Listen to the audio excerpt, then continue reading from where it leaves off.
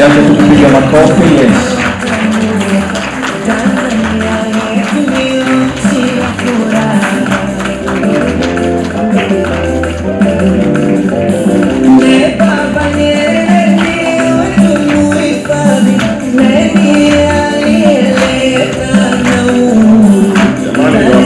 Sana kwa tukio hili la kuzindua chuo cha NIT kama chuo cha mitihani kwa EASA, na hii ni achievement kubwa ambayo Watanzania wote tunapaswa kujivunia. Tukio la leo ni tofauti, ambapo chuo hiki kinakuwa ni chuo ambacho kimethibitishwa kutoa mafunzo na mitihani kwa niaba ya taasisi muhimu ya kimataifa inayosimamia usalama wa nchi za Jumuiya ya Ulaya au EASA.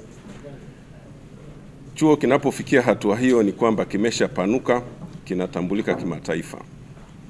Sio chuo ambacho sasa tunakifikiria kama NIT ya zamani, ni chuo ambacho sasa kimevuka mipaka. Kwa hiyo ni achievement kubwa kwetu sisi. Ambacho tunajivunia ni kwamba serikali imewekeza kiasi kikubwa sana.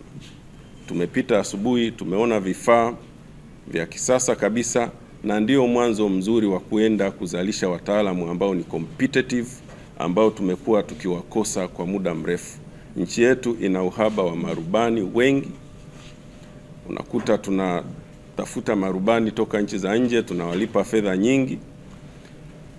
Pia tuna uhaba wa mafundi ndege ambao unakuta tunawafundisha kwenye vyuo vya nje, Ethiopia na nchi zingine kama Marekani, Canada na wapi huko Afrika Kusini. Tunapoteza fedha nyingi za kigeni, lakini kwa kuimarisha chuo hiki cha NIT, chuo chetu, ni kwamba wataalamu hawa watazalishwa hapa nchini, na tutaweza kuokoa fedha za kigeni ambazo tulikuwa tunazitumia kwa wingi kuzalisha wataalamu hawa.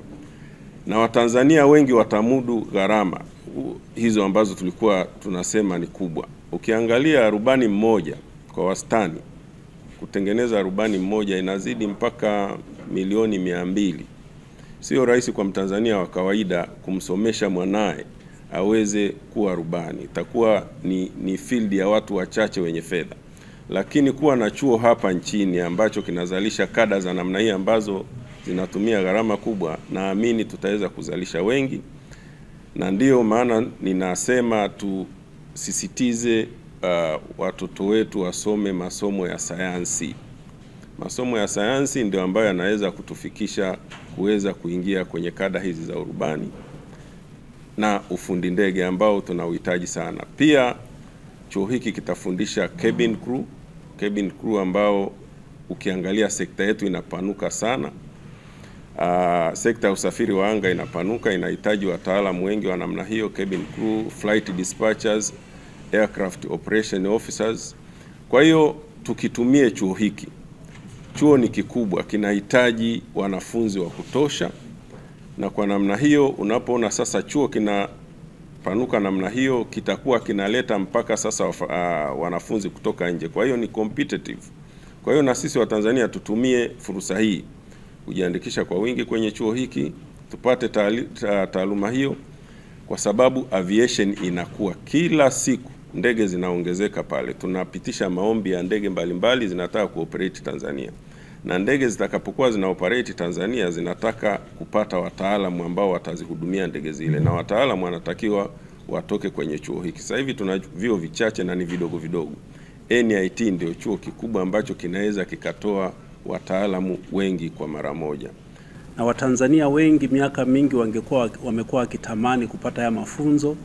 Wengine wamekuwa wakitamani kuwa wahandisi kutengenezwa wa ndege, wengine marubani, lakini kwa njia moja au nyingine wamekuwa wakishindwa kwa sababu mafunzo haya yamekuwa yakipatikana nje ya nchi.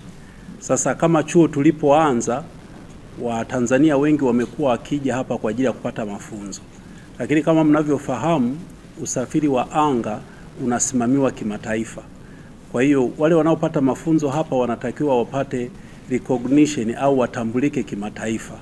Sasa tukio la leo ambalo kituo hiki kimetambulika na shirika la kimataifa ambalo linasimamia usalama wa usafiri wa anga kwa Jumuiya ya Ulaya ni hatua kubwa sana kwa Watanzania.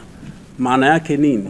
Maana yake atakayemaliza mafunzo mahali hapa akifanya mitihani anaweza moja kwa moja akaenda kaajiriwa katika mashirika mbalimbali ya kimataifa bila kufanya mitihani mingine.